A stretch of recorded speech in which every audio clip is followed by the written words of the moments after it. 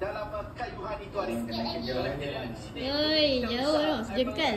Tangkap oleh bila-bila masa saja Izwan dan di sinilah kita boleh lihat nanti Batu ompek sekarang batu.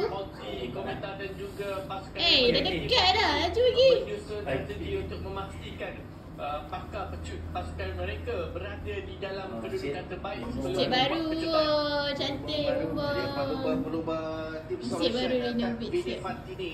Mereka yang kini hanya 4 pelumba yang tinggal mungkin akan mempertaruhkan kelipat Phil James, Filippo Forti yang mungkin akan menjadi pertaruhan terbaik untuk tim solution tag Vini Fantini itu untuk melakukan pecutan nanti di sekitar 2.1 km yang tinggal.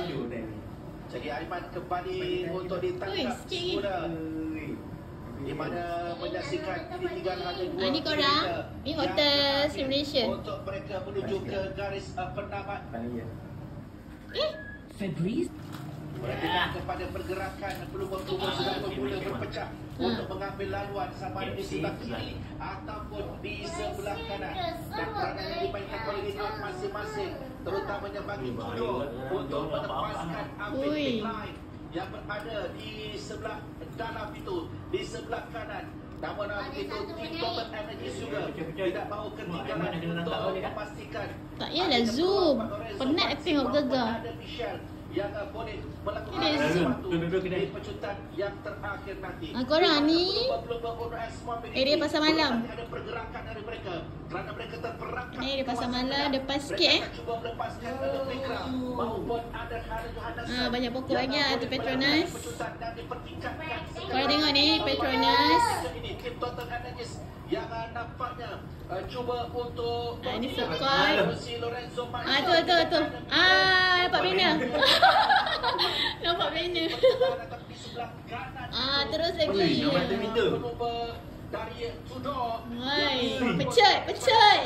Untuk menuju ke garisan penamat 500 meter yang terakhir.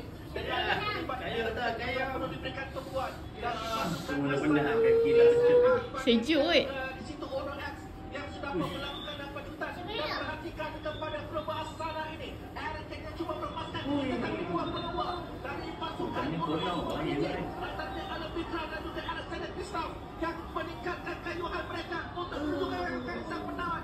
Tudor dan juga Ono X yang bersaing untuk memastikan kemenangan tetapi menyaksikan Afiq Line yang tiba terlebih dahulu. Tahniah.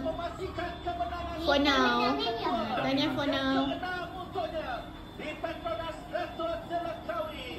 Ada asap pula. Asap pula air. Biasanya tak cukup air hujan. Sudah pasti Izwan Army decline sekali lagi.